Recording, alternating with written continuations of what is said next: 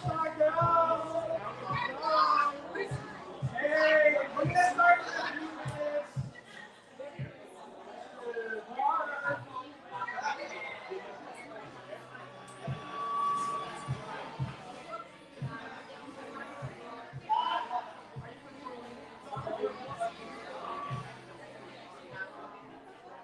Hello, everyone.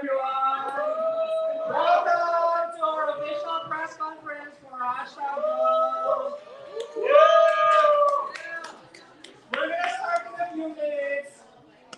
First, I just want to say, everyone, thank you. Please grab your seats. I think we're gonna have some of the cast members join in front here. I think for the Q&A.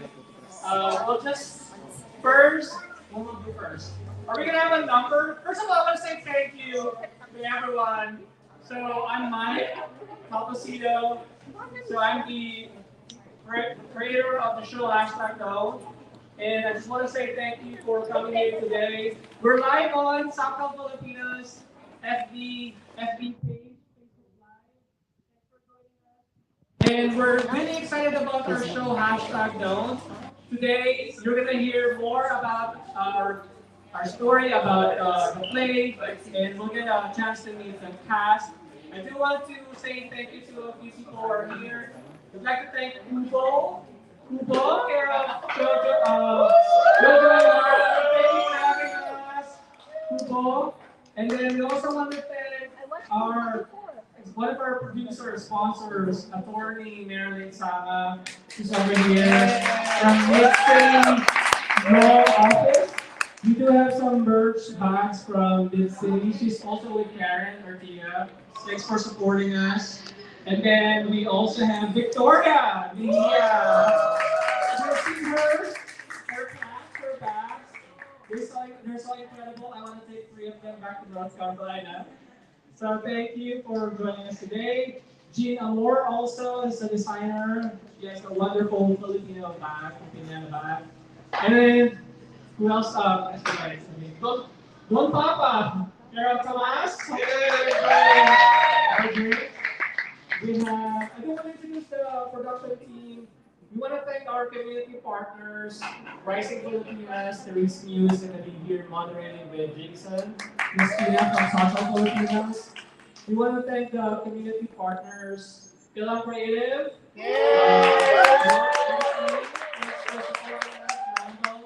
everyone from Philan Creative, Philan Arts, we're not here today, but Gio and G from Philan Arts and Marcy for supporting us. So we're here because we're celebrating our Filipino story. Hashtag Down, it's a modern day retelling of Noli Me Tangere, novel by Dr. José Rizal. It's such perfect timing that we're having this show this month, this time of the year, June. We're celebrating the Independence Day of the Philippines, June 12th, and the birthday of José Rizal on June 19th. So we'll talk a little bit more about the story during the Q&A. I think for now, we just want to say thank you for coming. And I do want to introduce our moderators. I think we're gonna do the Q&A, or we're gonna do an intermission number as well in between. I think let's do the intermission number before we get to the Q&A. I just want to make sure who else we have our playbill. Our playbill is it's just for we'll have to collect them after today.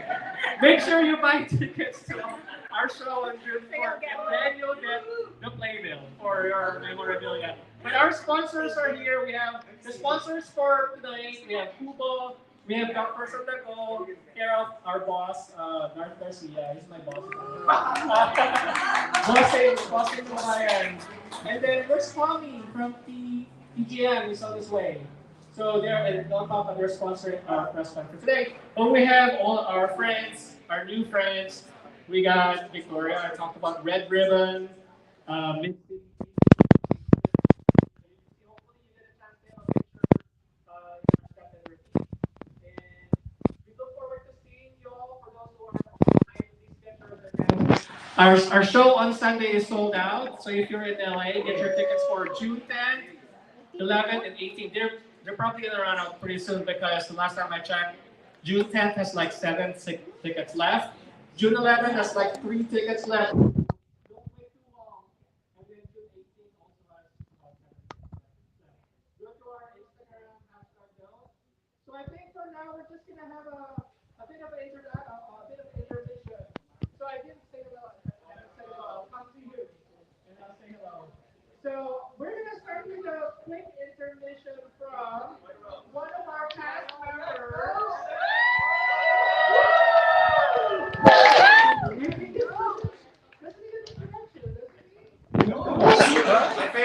All right, everyone's Ross Nico, boy Ross. Yes, naman, no, hi, I'm Boy Rose. I'm a child of the theater. I wanted to sing a Filipino song from the Sarsuela, Walang Sugat. So this was performed since 1940. And it's a famous anthem. It's going to be in Filipino, but what it translates to is that we as Filipinos will fight for our freedom no matter what. Hello, maybe here is a better place. You're covering the mic. Okay. Ayan, siya. Yan, okay. Kapera na. Ang, ang, ang bayan kong Pilipinas, lupain ng ginto bulaklak, pag-ibig na sa kaniyang palad, nag-alay ng ganda trilak, at sa kanyang yuri at ganda, dayuhan ay nahalina. Bayan ko, bihag ka, nasadlak sa dusa. Ibon mang may layang lumipad, hulungin mo at umiiyak. Bayan pa kayang saktang dilag, ang di mang nasang makaalpas. Pilipinas kong minumutya, hugan ng luha ko't dalita, aking adhika, makita kang sakdalaya.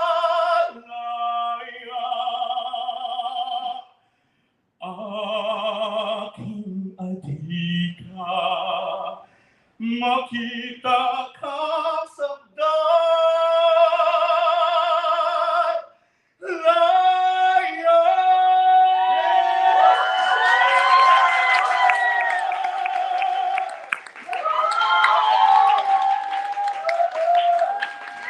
Mabuhay ang Pilipinas!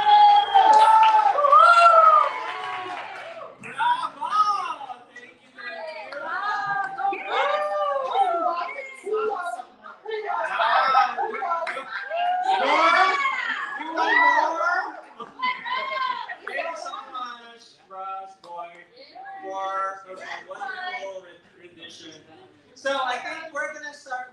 Our food's gonna be here at 6, right? So maybe I just want to introduce the moderators for tonight, and then we'll bring them up, and then we'll ask the cast to join us on stage and the crew members. I actually want to introduce the production team first before we get to the main program. So let's start with my producing partner. So she, I don't think she ever rests. I mean, she works day in and day out. I'm so happy. So I'm so proud of her. I'm just so thankful for everything that we've been doing all together And I'm looking forward to more and more. This is the beginning of our wonderful friendship, our wonderful partnership. She is a talent agent, and she has her company, Menzies Talent. So my co-producer is Miralee Menzies. So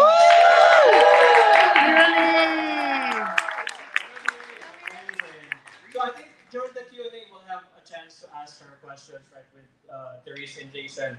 So the next person I want to introduce from our production team, she's not here today, but she's on her way back to the Philippines.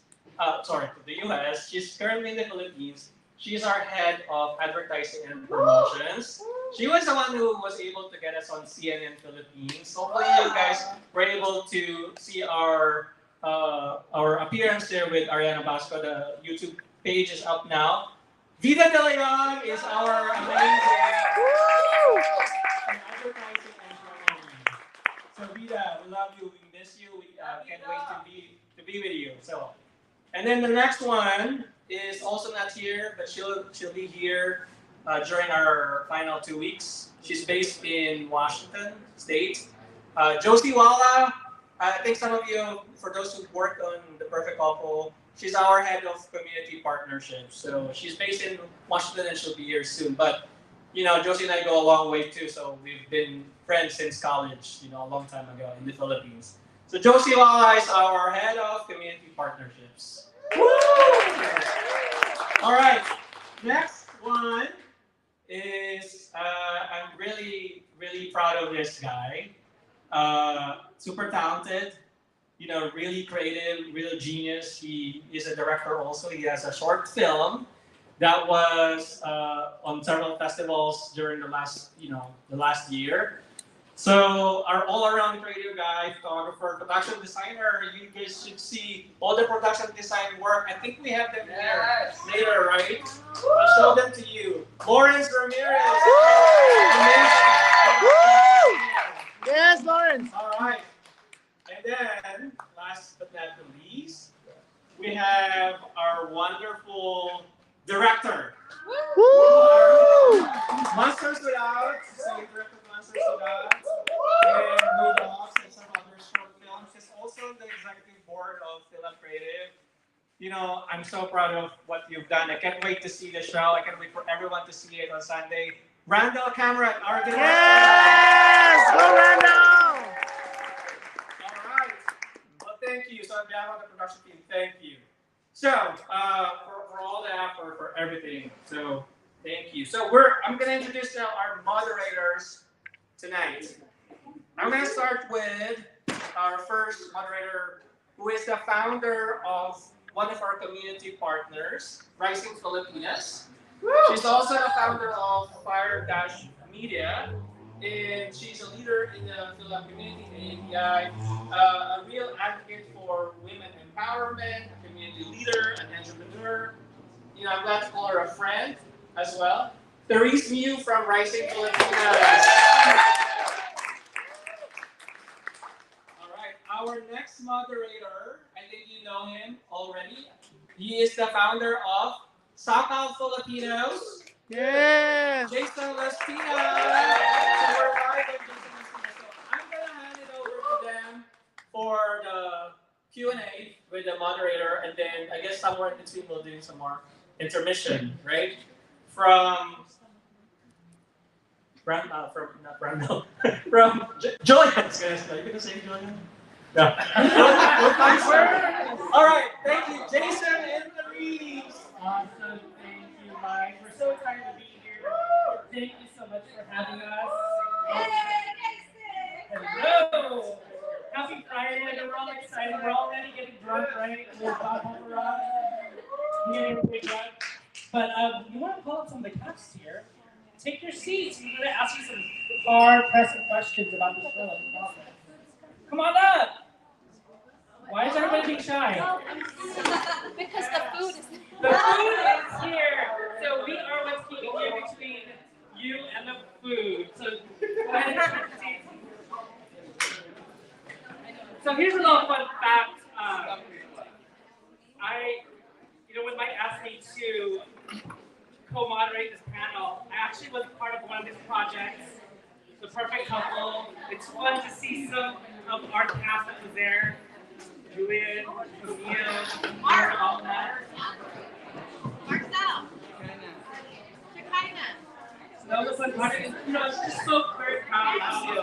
Of Mike and the project that he's been able to accomplish. And especially this hashtag Don't that really brings representation to the Filipino community.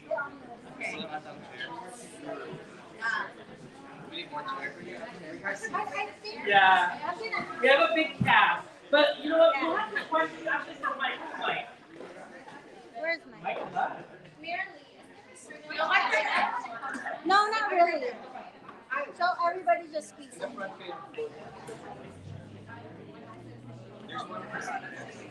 we can ask Mary also a question. Oh, here's Mike. So,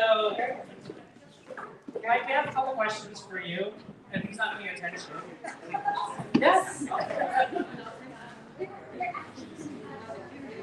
Therese, you want to ask the first question? Right. Oh, you're standing right in front of the camera.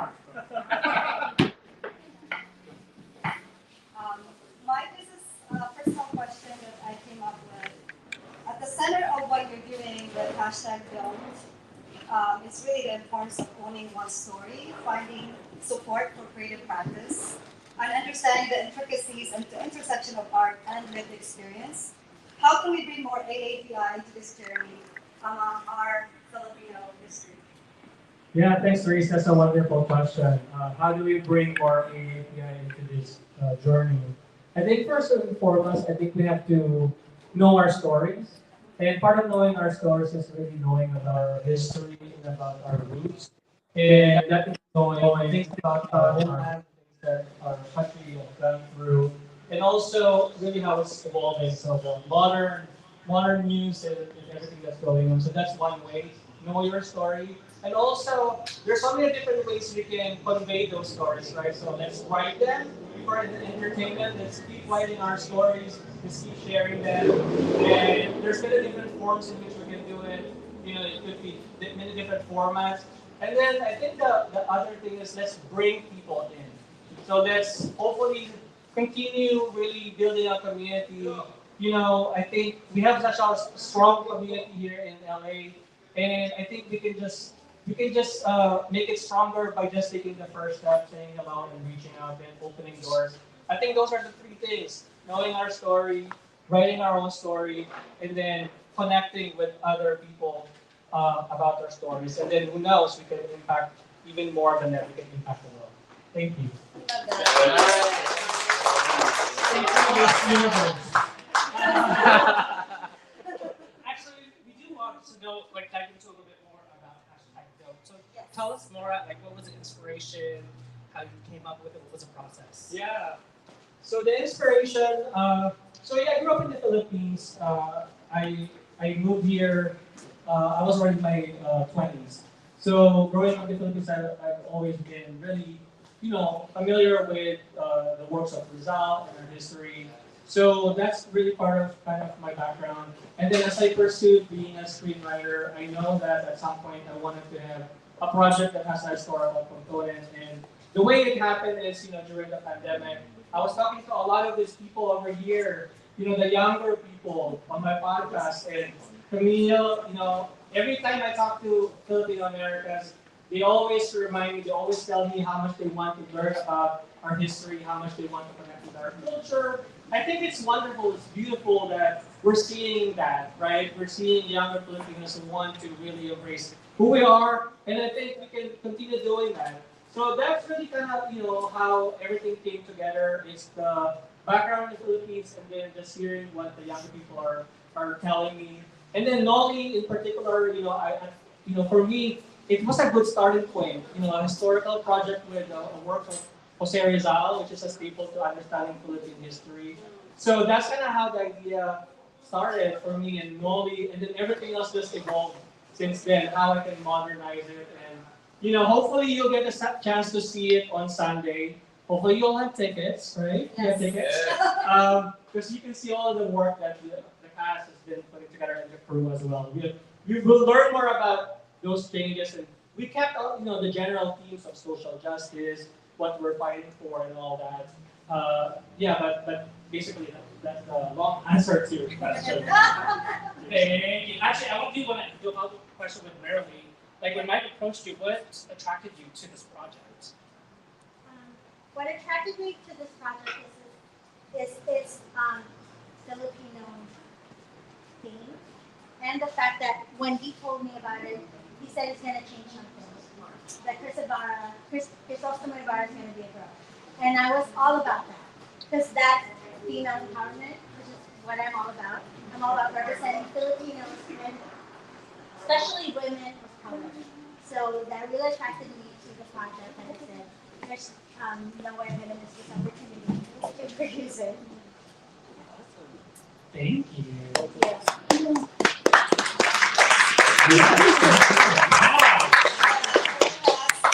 About your character. Actually, let's do introductions. Oh, yes. Let's do. There's so many of you, so we're gonna pass the mic down. Yes. So tell us your name and the role that you play in Hashtag. Hello, good evening. My name is Marco Bella. I play Governor Damaso. Woo! My name is Doris Garcia and I'm playing the abusive husband of Caesar. Woo!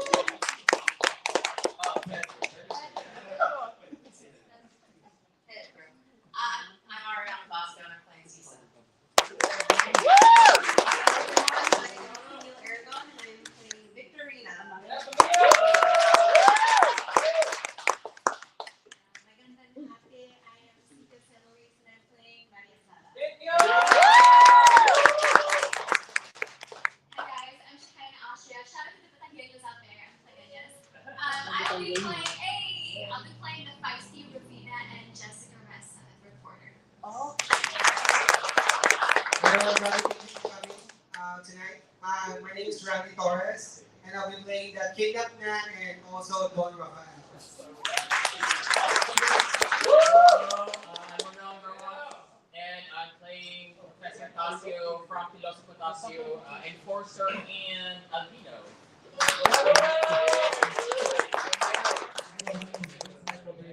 I'll be playing Casillo, who is Isa's son, and Pedro is my stepdad. Hello, my name is Julian Baraclan and I'm playing Governor Sibila, originally Padre Sibila in the book. Hi y'all, I'm Casey. Casey Sorte, and I will be playing the modernized version of Cristosimo Ibarra, Christy Marinara adaptation.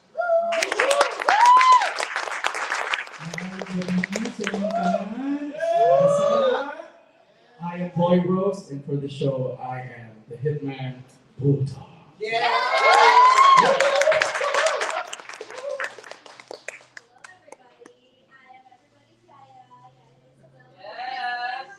Yes, but I'm playing Yaya Isabel and Salve.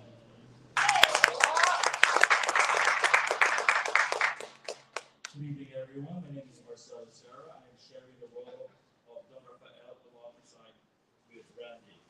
Shout out to all the Kapapanas out there.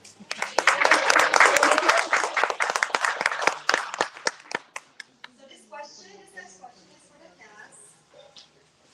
Tell us about your character, and of course, no spoilers. Why do you think this character and or story is important to the API and Phil community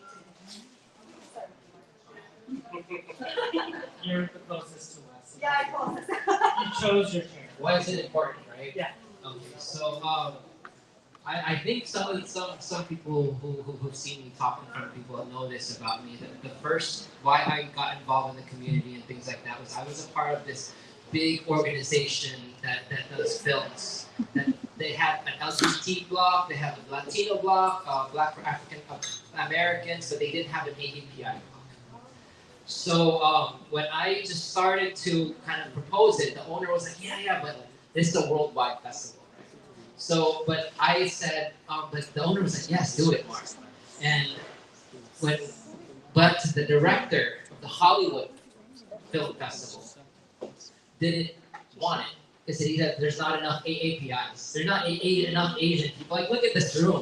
Look at all these filmmakers, right? And so, but I couldn't explain to him what it felt as someone who didn't have representation, who grew up without seeing myself on TV.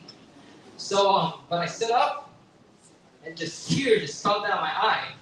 Because how do I impart that to someone who doesn't know representation, what it means to me? So yeah. What is this wrong?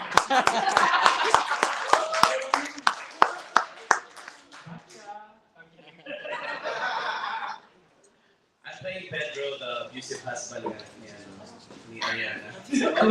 So I don't know what's the importance of being an abusive husband. Maybe just to emphasize, that the women can also stand up for themselves. So I just play the role really well to abuse her, maybe. I don't know. It's maybe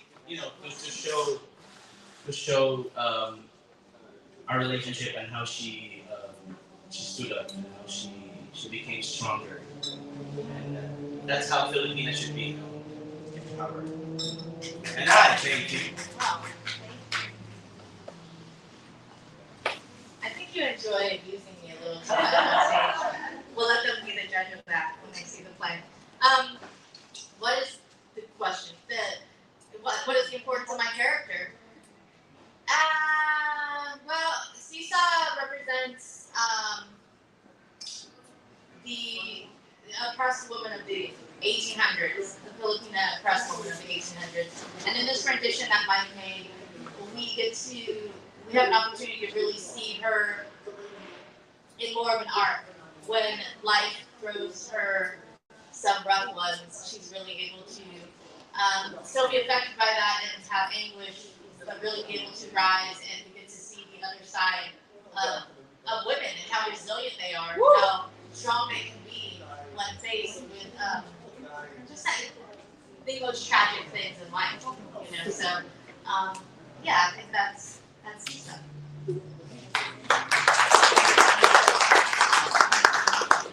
I am playing Victorina, who is the updated version of Doña Victorina from the book. And in this play, I think Victorina's role is really, one, to satisfy Mike's obsession with beauty pageants. Because she's a former beauty queen in this adaptation. And I think her role is really to act as a facade of what a lot of families just in general want to portray, but there are cracks in that facade. And slowly as the story goes on, you start to see her perfectionism and that ideal vision that she has for her life and her presentation start to chip away. And yeah, I think it's just part of the bigger story. She gets to see kind of an inside look to some of the goings on, the dishonesty, the corruption, the betrayal, and she acts as kind of a conduit for the truth to be told.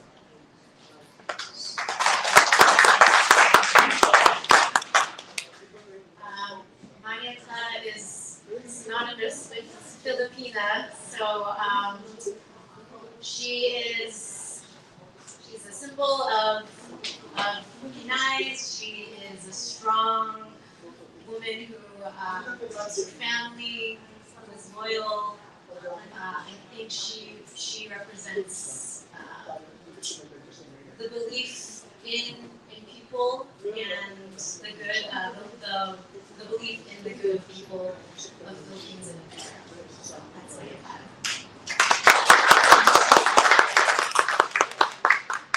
For my role of Jessica Ressa, the CNN Philippines reporter, I truly resonate with this character because she is there to provide voice for those who are in need and to shine light on the truths, on every side of the truths, and also to promote justice. And I really relate with her, and also my character Rufina, because she reminds me of the true Batangan na palaban na pinagpapatalo. So I love that about her. Stay hard, stay sound.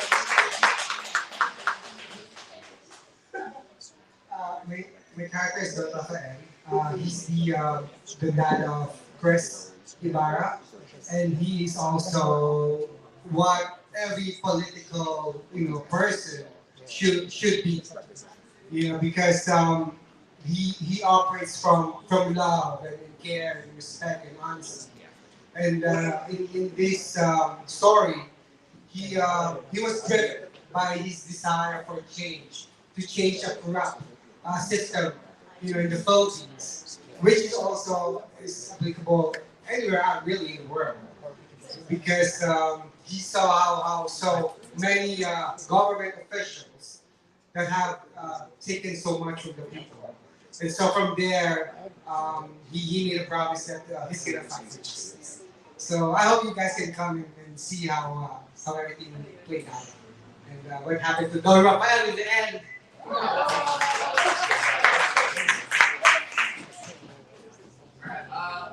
My end, I'm doing like three characters, which are Professor Tokyo, Nino, and the Sorcerer.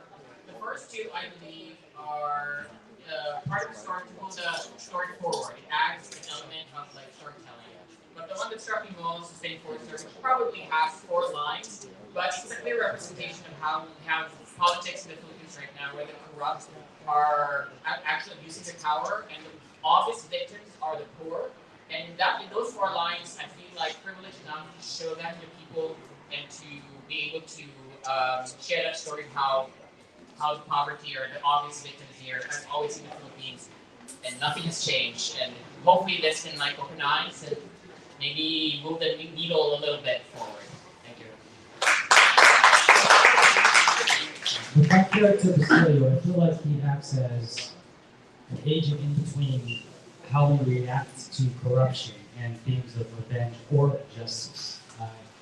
I feel like in his story, he's a teenager who doesn't know exactly how to handle what is presented in front of him in a world that's filled with so much violence. So I think he's also a great vehicle for how he looks up to his mother, but is also like a character that shows how much a mother influences her son, and being raised by a single Filipino mother, I'm always for characters like that. So, yeah.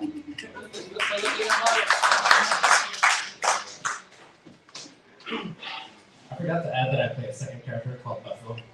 He's supposed to be the same age as Basilio and Crispin. Basically, victim of youth and drug involvement. And then my character, Hernan the governor, is supposed to be like a foil to, as you'll see, Governor Damaso, and definitely I want to think has the same political views as Don Rafael. But definitely got the title just because his family was Governor Batangas before, like his dad and then his grandfather. So just the victim of that, and then he expresses a view outward to want maybe be the Philippines sometime. But yeah, that's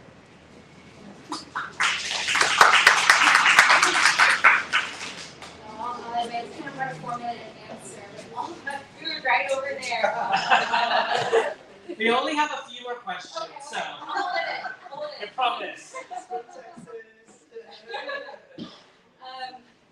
Wow, as Mirali mentioned, I am so thankful to Mike for rewriting the protagonist, Chris Moore, as a woman, because it really presents an opportunity, not only for representation in general, yes, but for female empowerment, specifically Filipino female empowerment.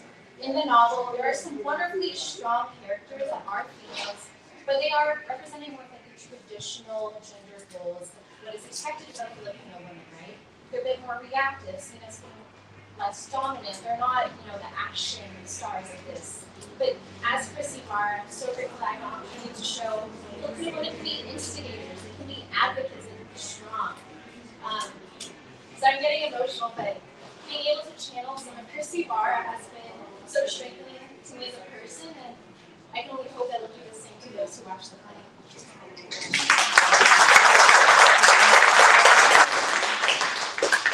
So I am playing the hitman of the show, and his name is Bulldog.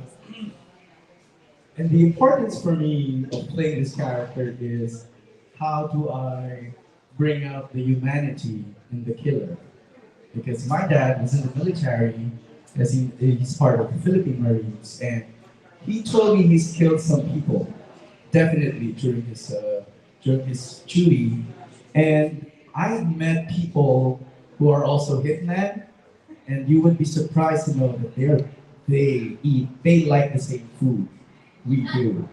They breathe the same air, and for me, a representation of bulldog is the blind loyalty of someone who's under someone more powerful. So I'm Governor Damaso's bitch, basically.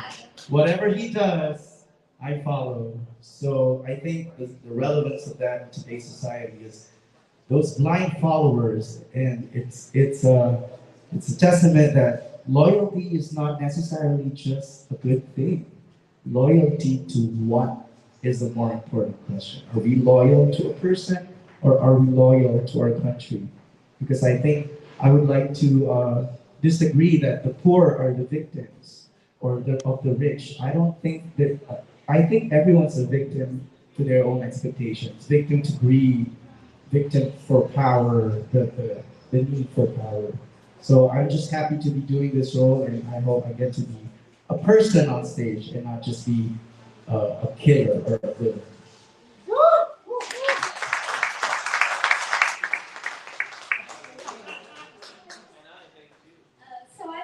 I think I play two very strong women, but like in the background of a lot of family households back in the Philippines. When I was growing up, I also had a yaya back home, so this performance is definitely based on her. And I think a lot of the families back home, behind those strong people, there are those people who work their asses off just to make sure everything goes right, just to make sure everything is smooth, and like they know everything. So in that regard, they're very powerful because they know all these things about these families, and I think they're a very important part of the Philippine history, but just the Philippines in general. And my other character, Salve, I think she is a symbolism of the now growing strong women empowerment back home. And I would bring that to light to the US. I want to bring that to light that we are fighting for our lives back home. And we are going to keep fighting for our lives. Yes.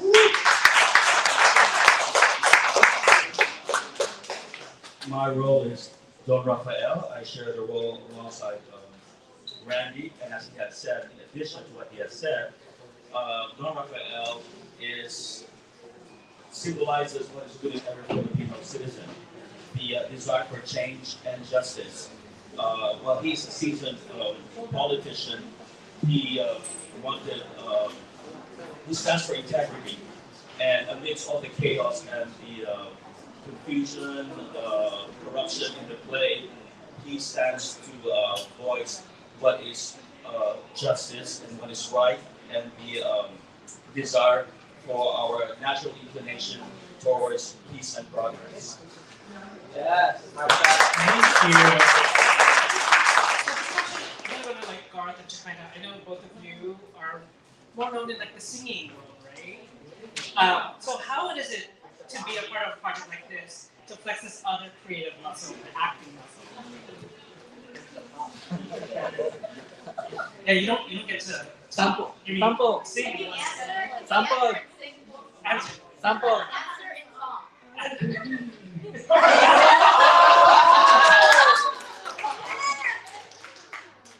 Everything in song. Everything in song. So when I was offered the well, see, ano naman. I did some musical plays before, but I never did like a straight acting play like this. It's really new to me, and it's really challenging because all of these guys are so good, especially this. And so what we did, we had some sessions together, like just FaceTime, acting, and all that. I also did a lot of research regarding stage acting, and these guys inspired me because gagaling nila.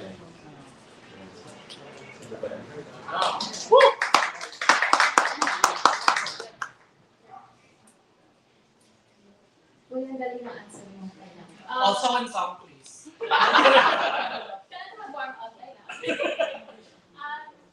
I'm just really blessed to be a part of an all-Filipino cast because most of my acting projects are non-Filipino and they don't speak Tagalog, obviously. But being born in the Philippines, in Batangas, Padre Garcia, like we have really thick Tagalog accents, like deep Tagalog. And so it's really great to hear and also be surrounded by Tagalog speakers. And I think it's great to also flex those artistic muscles coming from like a singing background because I started acting just about like a year and a half ago, and I've done like short films and features and some shorts, plays, and I think it's great to also be a part of different types of projects because I know many of the people here, I've worked with them for some features and shorts, and Garth, he was like my designated duet partner for, I don't know, like 3, 4, 5 years. Yeah, so we go a while back, and yeah, Randy too, I'm really close with Randy. And the rest of the cast, we're building so many close relationships, so I love my experience here.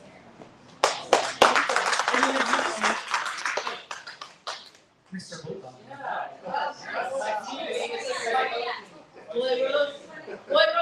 Yes, yes. So I did not grow up in the States.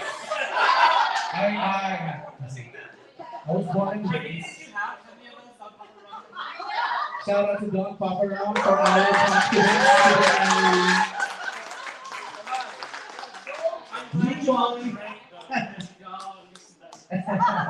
Yes. So I was born in the Philippines, but when I was 20, I toured Asia as a singer for Grand Hyatt Hotel. So I lived all over Asia. But moving here 3 years ago during the pandemic, I realized as a singer and songwriter, it's also important for me to go back to my roots, which is musical theater. And to honestly, the adjustment is only in terms of the medium because I always treat a song like a monologue, and it's still acting. Singing is acting, saying monologues with melodies and beats and flow. So, like what my acting coach, acting teacher told me, her name's Irma Adlawan. She's one of the biggest back home. She said that whether it be TV, whether it be film or theater, or like a small group of people, the most important thing when you do your art is to be truthful, as truthful as possible. So for me, the song that I sang earlier was more of a prayer, really, rather than a performance, because that song, in my mind, before singing it, my intention was I want to give a shout out to our ancestors because they're the reasons we are all able to be here and tell the story of José Rizal.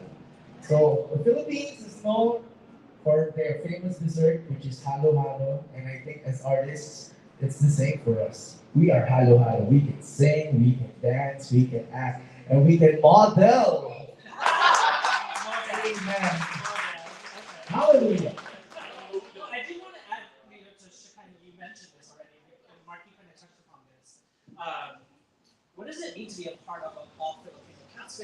It's something we don't really see. We're starting to see it.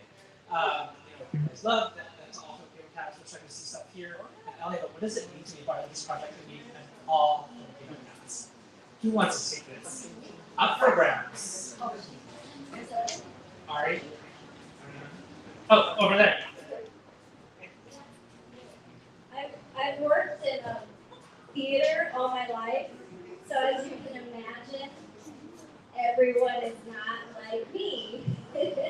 So usually you get the roles of like the friend, the next door neighbor, all those roles, but like it's time for us to be in the forefront and get those roles. And just having all Filipino cast, it was like family immediately. It was great. And, like I want to have more of this. Yes.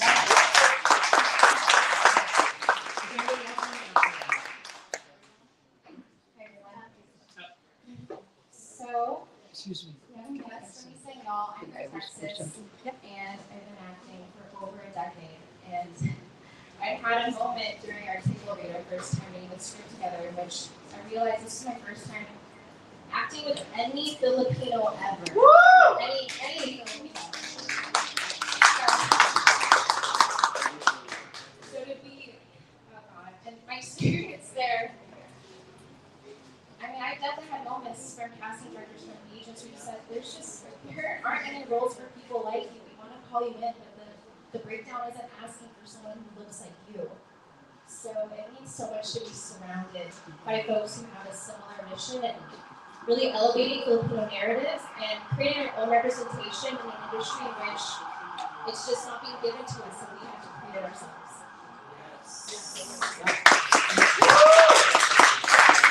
On the front table, take that on. To be, well, so for me, I'm not a stranger to an all Filipino cast. Me and my brothers, we did a film called The Fabulous Filipino Brothers. We got distribution, it's on Kubo now.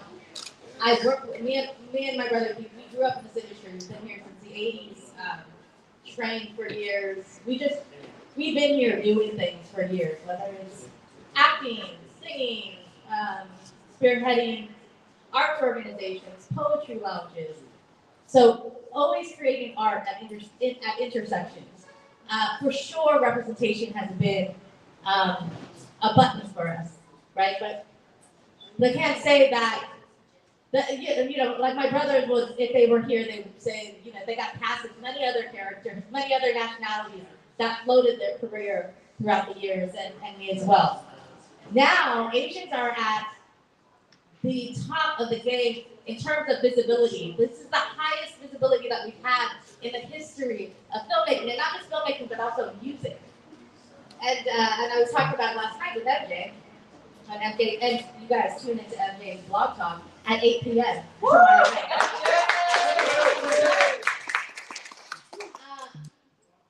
The industry right now, they are highlighting Asians, and a lot of times it's East Asians, which is great because I'm for all of it. You shine, I shine.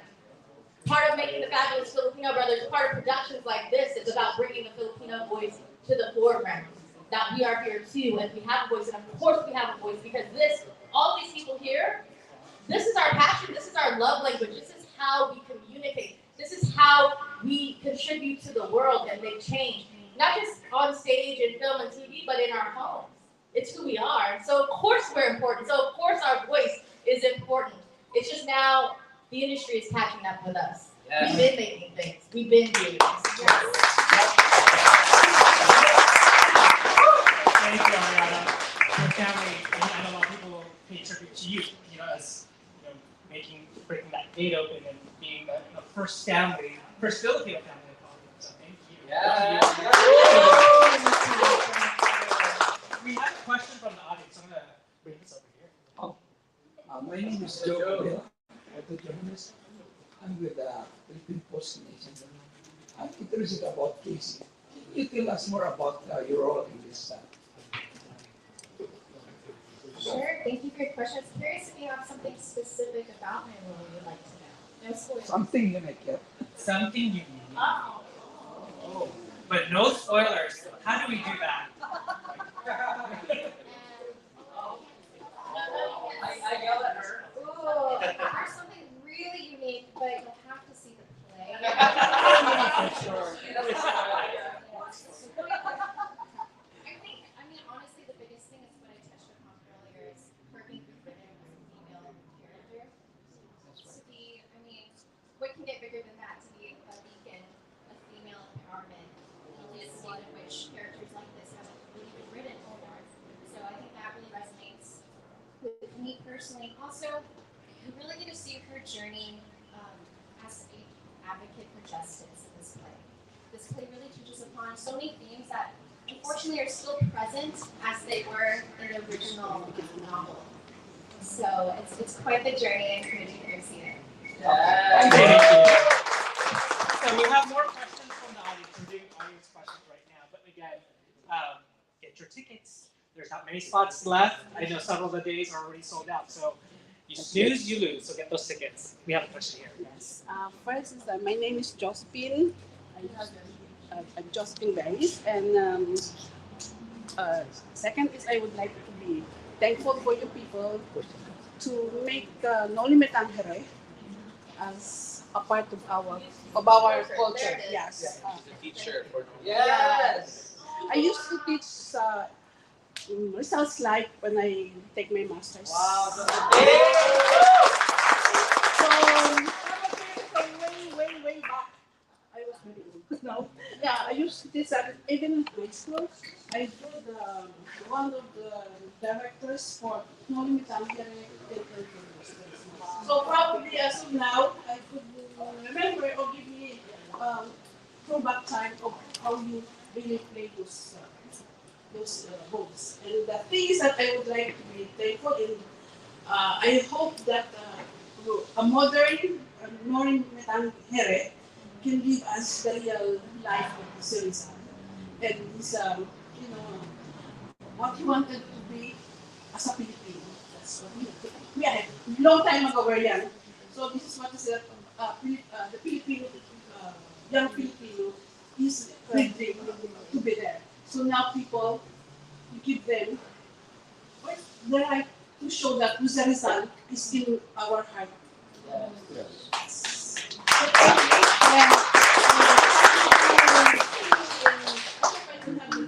But I finished the Maria Clara in Ibarra. Thank you. So, Vic Diaz, I know you have a question. Yeah, Vic. Hi everyone, I'm Vic Diaz of Vic Diaz Presents, and I just want to congratulate Mike for such a wonderful project and in bringing everybody. So we all know, us in this room, all know that representation is key, right? And the messaging for Asian American Pacific Islanders is key to the cause. But really, as media practitioners like me and artists like us, how can we get the droves and masses of people? There's like very few of us here, and we all know what we have to do in the arts, right? But how can we get everyone else, like fellow Filipinos and Filipino Americans or kababayans, to come to all of our shows and to all of our plays and to listen to the music that we make? What type of messaging do media practitioners like me and the rest of us, like representatives of press and media, what can we do on our end, like in your mind? Mark, I'm looking at you as part of Colon Creative.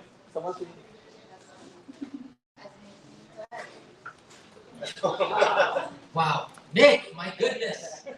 All right, really, I was really honest about what I was saying earlier, that we have to be proud of who we are and where we come from. If we didn't stand up for ourselves, and Ariana didn't start her own organization, and I didn't volunteer for a completely volunteer organization, this is not going to start, right? And I know you're doing the work too. So every single person here, Jason and Therese, no, Therese, yes, they're doing the work, and we have to do the work because that's why we do panels, we do workshops, we do things that are free and accessible because our parents, my mom is right here, hi mom, single mom,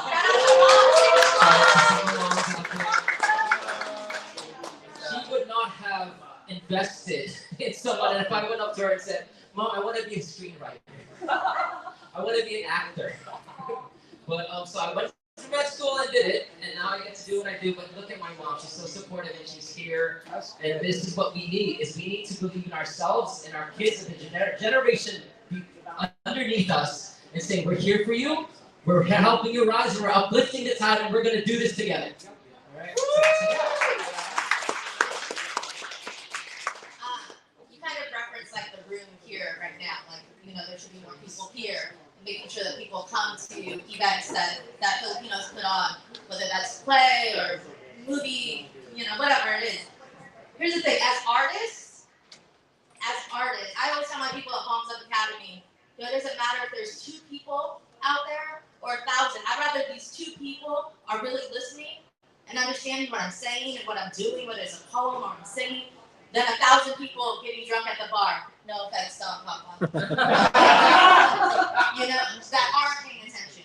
So as artists, just doing the work, always showing up, giving your 100%, whatever it is. Whether we're doing this panel right now, we're going to do a play, we're having this month-long play, whatever it might be.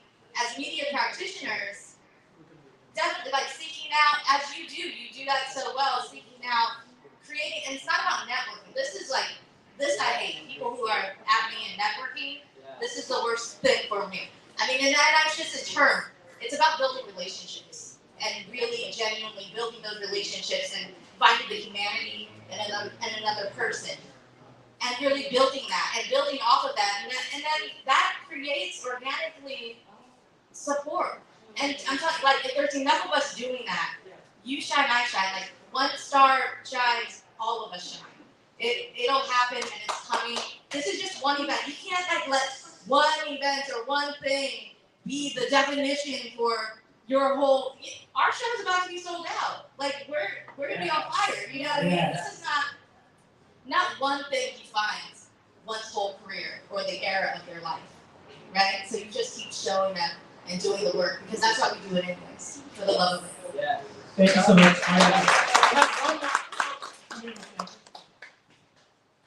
By the way, Lyle, shout out to Lyle, is also one of the people in this. Shout out to Yes, Lyle. We talk about this and it's like a rising tide raises all ships and we will rise together. I do want to shout out Lyle. He's the executive director of FACE, Filipinos Advancing Creative Education, which I have the honor of sitting on the board of.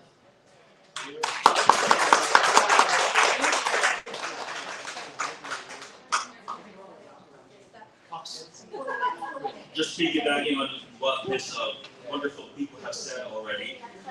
You guys are doing the work by showing up. If you know the event, you volunteer, you try to be there. In addition to that, I'd like to add, you got to personalize your approaches. Now that you make connections, you got to stay in touch with them. Because oftentimes what I've noticed is that people go to these big functions, and then after that, they go their separate ways and forget each other until the next event.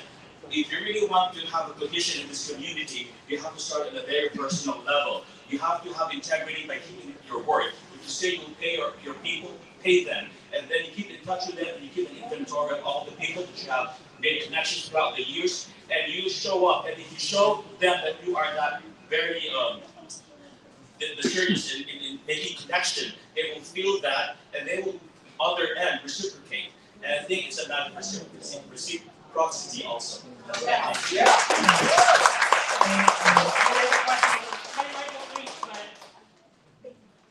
You want to come up and ask a question?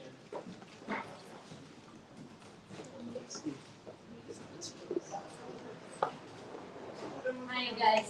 First of all, I want to congratulate everyone. You guys did an amazing job. And my friend Victoria here invited me to come today. I drove from San Diego just to be here. I'm a medical social worker, and I love what you guys do and the message of this whole show. And my question is, what is it like to kind of sum it up? What's the message for the young generation right now, the Filipino American, that we can give to like our young generation? I have a son, he's 20 years old, and he's into like, Mom, when can you start really helping me to kind of learn more about Filipino roots? And I kind of just started there. So I think this show, it's the beginning, and it's a really good message for our young generation as well. And yeah, I want to learn more about it. Awesome. Who wants to take that? Julian. So yeah. I'll take it. Oh, yeah. Well, now the couple from the perfect couple answers it. Yes, sincerely the Webbers, but I don't know, like I still feel very, very, very, very new to this. So I think I've only been auditioning for 3 years. Basically, I needed to see that Henry Golding to really re-pursue this, because I've always had some passion for acting. If you hung out with me before I started acting, like I would do movie quotes all the time, like Ace Ventura, Mask, Forgetting Sarah Marshall, all that. But yeah, message to the kids. All right, whatever you want to do, run for it. run for it, do whatever you can. You're gonna definitely have to work hard for it. No one's gonna give it to you. You gotta earn it.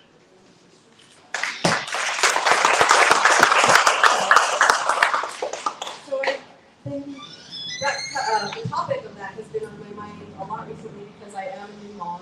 So thinking about what type of legacy I want to leave for him and what doors I want to have available open to him. And I think that on a personal level, just seeing how this project has evolved, I was fortunate enough to be in the first reading when this was still formatted as an episodic. And to see the love that Mike has poured into this project to manifest what we're about to bring to the stage has been really inspiring. And just in terms of being a Filipino American who was born in the States with stories about the Philippines from my parents, but never really being that connected to it, like this project has been such a gift in that sense. And I have told Mike, and I've said this on Instagram before, but this is a story that I would not know otherwise. I did not know that this was required reading for students in the Philippines to graduate from high school. And when I asked my mom, oh, do you know of this book, Noli Me Tangere? She's like, of course! I was like, okay, so tell me about it, you know? So I'm just fortunate that I think we're all feeling very blessed that we get to be part of this story that so many people from our homeland know, and we all have that in common. Being from this beautiful country with this rich history, with resilient people, and a lot of us who didn't have that direct connection to living in the Philippines or being born there and raised there, have this longing to know these stories and to feel that connection and to be in this sense of community together, to collaborate and to uplift our voices. So I want that to be something that we leave to the younger generation, just to know that we can tell these stories through art, we can stay connected to our culture, to the ways that we express ourselves, and make our ancestors proud in a sense. So,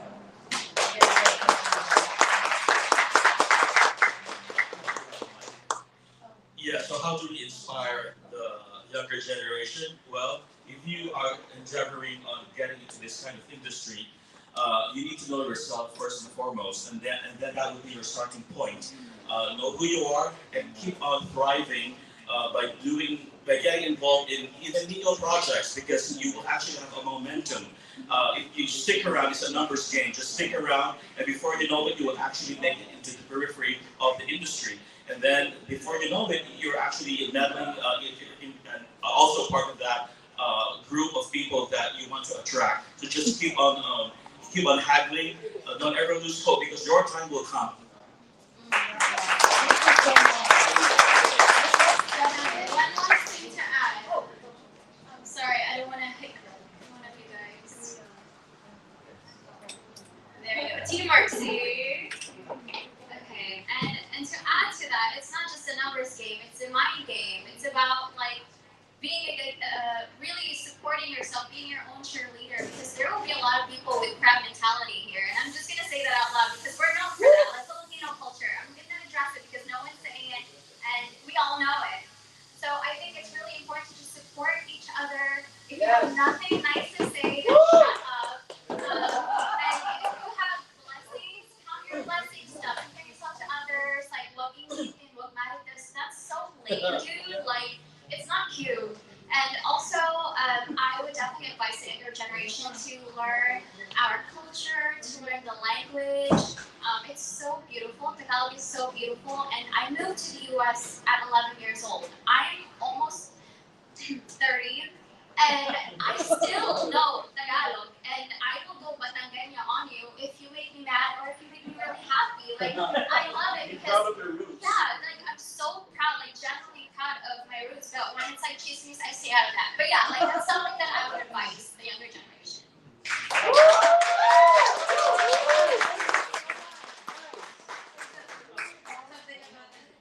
But also in that too, I don't know if her ask was about her child being in the industry or just general culture. But I will say about general culture, Filipinos are not a monolith, right? So not all of us know Tagalog, Randall.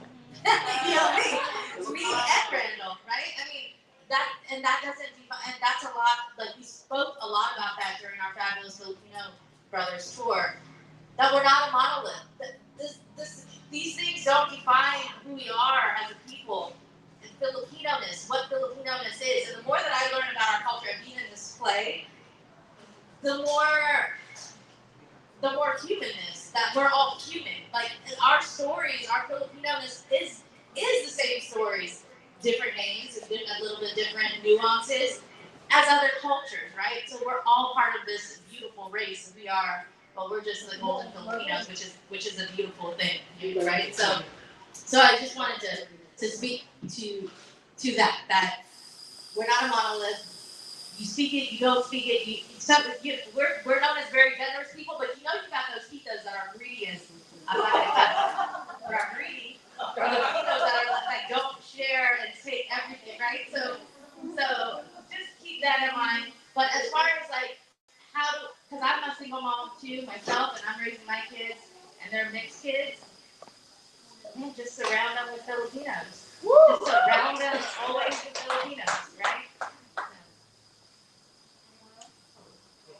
Thank you so much. I think I have this. Yeah, and I see Ariana maybe like twice a month where she brings her kids and we play mahjong. Oh, that's how we bring them around Filipinos.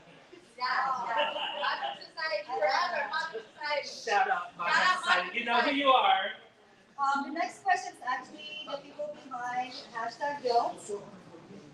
Share your creative vision or ambition for Dog. I know we have the set designer. I think he's right behind me. Oh, there so you go. Talk to us a little bit about they're obviously acting on stage. Like what the set? Tell us about the inspiration behind the set. Okay. First and foremost. I thought he was going to get away without a question. So we got to. Thank you, everyone who's here right now. Because we do need this, we do need the exposure. We do need to come together and just play. And but in terms of set design, I took inspiration from José Rizal himself, because he's also an artist. He paints, he does a lot of certain things that might not be, it's very experimental, but he does also macabre things. So my set design is kind of like inspired by that. He wrote Noli Me Tangere in Europe, I believe it's in Germany, and he also performs in France with the painter. I'm blanking on his name, but he's a famous painter who did this Poliario. So I based that around our director's vision, Randall. We wanted to have some sort of, I would say, some sort of linear, but also abstract, okay, but also representative of the work that might be. Awesome. Thank you so much. Thank you. Actually, we haven't spoken to the director. We got to bring him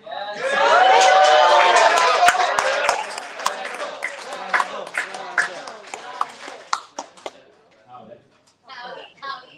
So talk to us about your vision. How's it working with these folks? Well, How tough they were. I will say that I think that was the greatest pleasure, of course, of working on this, is working with this amazing cast and being able to come in. And a lot of folks here that I've never met before. That was sort of a big thing I was excited about working on this. And talking with Mike and Merely, I tried not to sort of involve myself too much in the casting because I wanted to meet some folks and get to have the experience of working on, of course, the play is all about the acting. And I wanted to have that experience of like getting in deep with these actors and talking about these parts and going through this story in that way. And this experience, it didn't disappoint. It was an amazing time to be able to be creative with some folks that they're new to me, but they're not new to me now.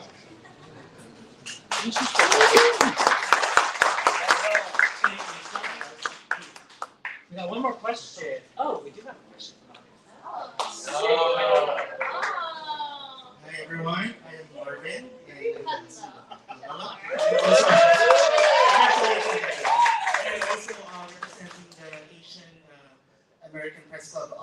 Therese, Aptus, we have Dark, and our president Nikki here, and Giuseppe. So the question is, amidst the positivity and the visibility you have contributed in our community, unfortunately there is thing called Asian hate. How can you help eradicate this thing using your power and influence? Yeah, well, whoever wants to answer it. So we'll start with you since you have the mic. Well, you know, we're artists first and foremost. We're creating stories, and the way that we tackle Asian hate in a way is to make great art. Great art connects people. It brings people together. It makes people realize that their experiences aren't so different. By putting on an excellent play like we're attempting to do here, what we're hoping to do is make everyone sort of understand that at the root of it, we're all one species. We're all the same inside. And that's where artists can get in the way that maybe a political slogan or sort of yelling or any other way can't quite do. Art sneaks into your heart, and people who don't know that they're being convinced that Asians are the same as them, that this race and all these races are the same. They don't know they're being convinced of that. They just think they're watching a play. They just think they're watching a movie, listening to music. But it's happening deep down. And that is why we're artists, is because we can bring those messages in a forceful way.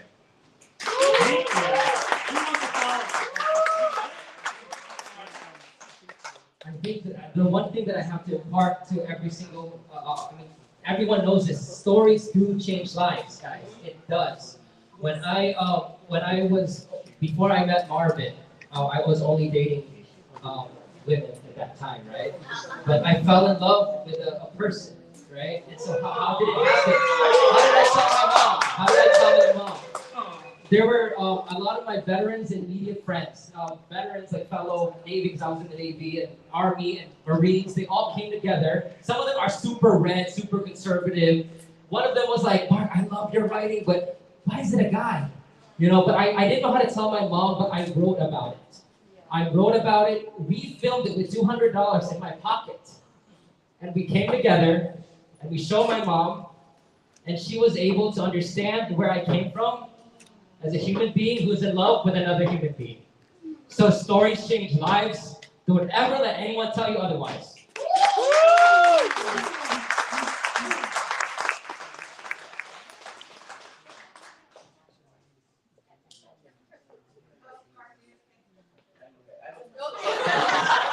Abuse him.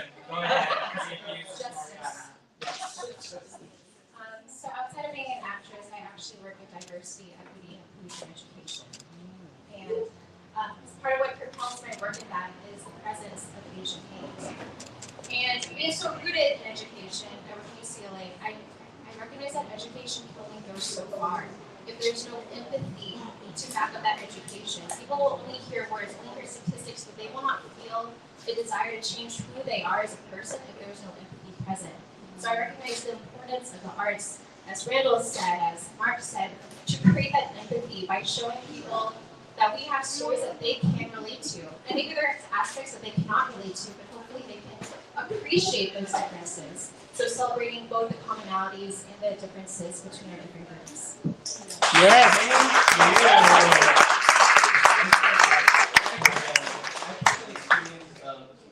I have a friend, personal friend. She experienced Asian hate, and she's based in New York. And she posted her experience on Facebook, and it seems like no one's sharing, no one's liking on her post. And what I did, I connected her to my media friends. I shared her Facebook. I shared her post, and I amplified it, and made her story known there. And after that, she got interviewed, and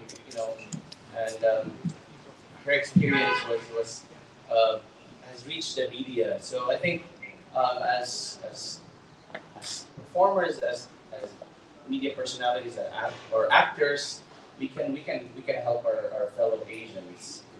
We can, if they don't have that huge amount of voice, we can help them if we have that, at least a little power. And I think. Thank you. That was our last question. So I know we were keeping you from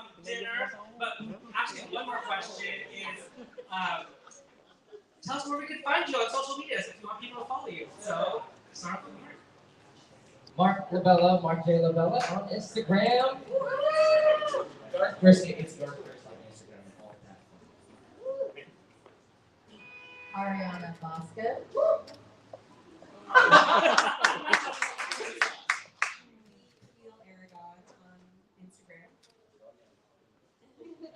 it's a play on words. My name is Cynthia Scamarese, but social media is at Life of Sin, CYN for Cynthia.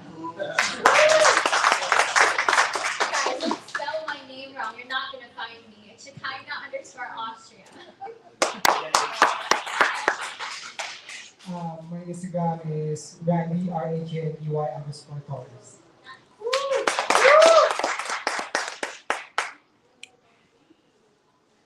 Simply Marcel and Sarah.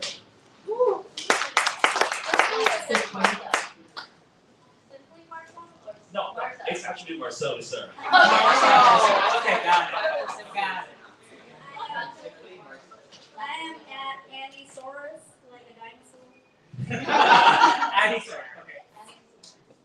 737. 239. Charla. I am at Boy Rose Universe. So if you type Boy and Rose, you'll see my picture like that. My username is the play on Casey and the Sunshine Band. It's Casey and the Sunshine, but spelled CASEY with an underscore between each word. Just simplify that.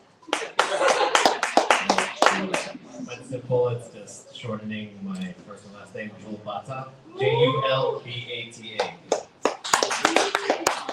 He's Vincent Epplebay, Junior Official. I hope you figure it out. I'm not about to explain right now. Ask him after. It's at Mr. Romel Rojas. It's MR Romel Rojas. Thank you. On behalf of myself, Therese, Raising Filipinas, and to close it out, we have the creator. Yes.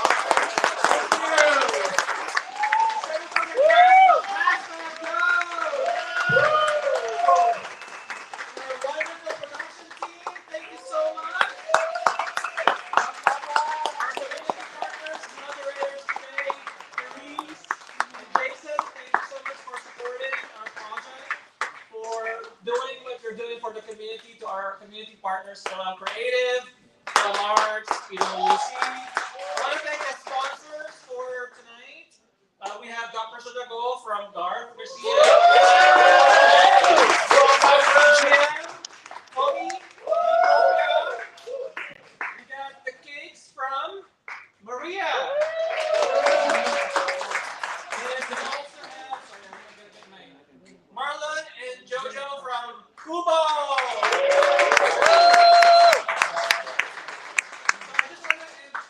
Yes, we also have our wonderful sponsors. I just want to repeat them again. I don't have my cheat sheet. So I'm going to start with Victoria's Craft. We have a wonderful collection. Also. We have MTS Law Firm, Attorney Sama. Those are up here. Benson Guimarahan Dental Career Institute. Red Ribbon.